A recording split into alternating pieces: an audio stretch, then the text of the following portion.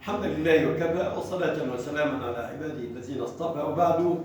ما زلنا نعرض بعض مخالفات الذين يدعون التصوف في عصرنا، فيبالغون ويسلكون طريق الكذب، والكذب حرام، وهو يهدي إلى الفجور، والفجور يهدي إلى النار. ومصيبة الداعين إلى التصوف أنهم يتعمدون الكذب على المريدين، فأين هم من حسابهم بين يدي الله رب العالمين؟ نعلم ونوقن أن النبي صلى الله عليه وسلم عاش حياته ثم انتقل إلى الدار الآخرة وهو بين يدي الله رب العالمين.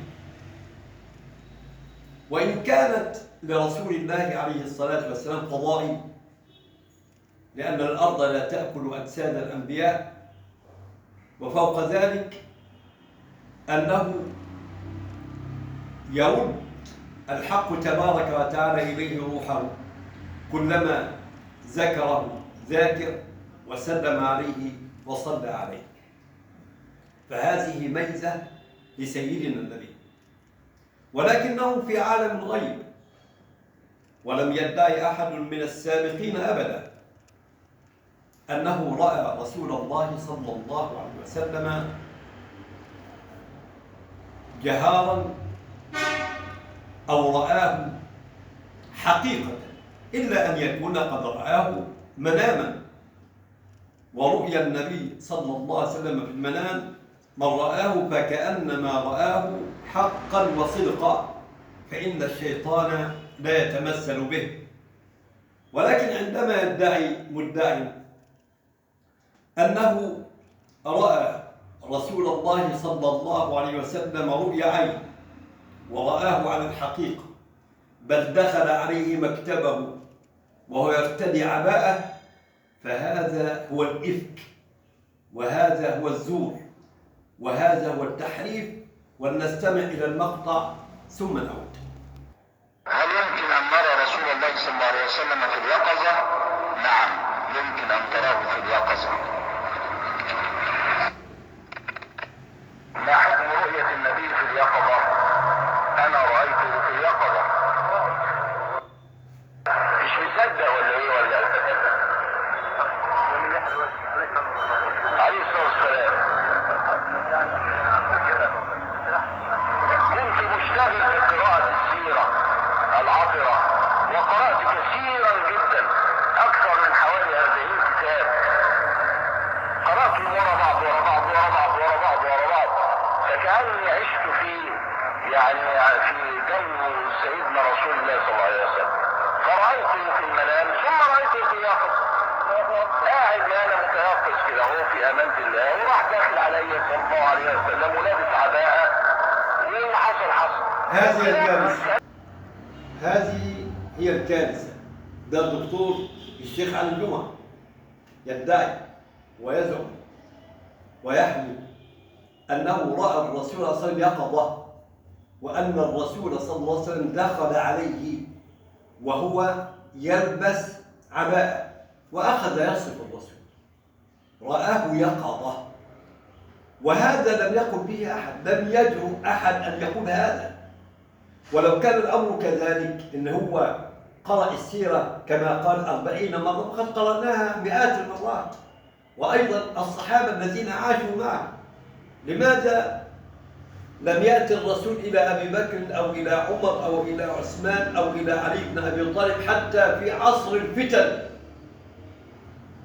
لماذا لم يراه علي بن أبي طالب يقظة؟ ولماذا لم يراه الحسين يقظة؟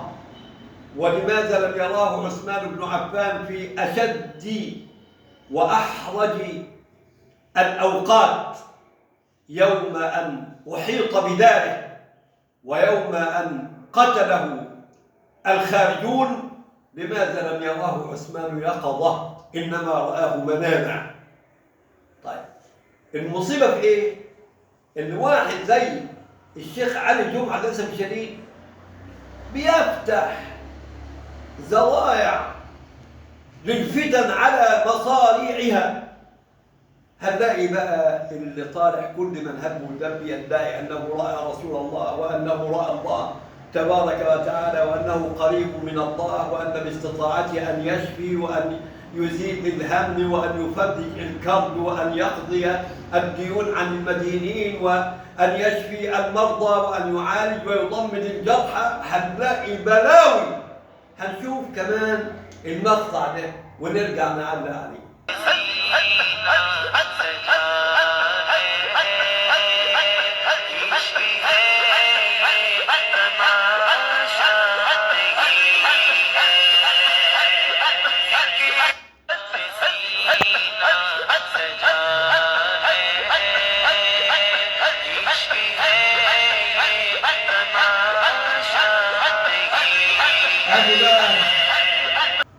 عشان كده بنحذر من كل ما يدعو إليه أمثال الدكتور علي جمعة، يسري جابر، الجماعة اللي هم للأسف الشديد ضلوا طريق الحق والصواب، ولو أنهم كرسوا جهودهم واستثمروا أوقاتهم قبل موتهم أن ينفعوا الأمة بعلم صحيح من الكتاب والسنة لرفعناهم فوق رؤوسهم، ولكنهم يسلكون طريق ضلال وإشراك.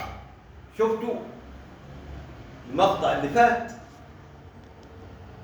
إزاي شيخ الطريقة يجلس ويأتي الطيبون الغلابة اللي مش فاهمين يقبلون الأيادي والأرض، بل يدفعون أموالهم، يضعون أموالهم في حجره ويعطي هو مساعديه جزءا ويضع في جيبه جزءا آخر.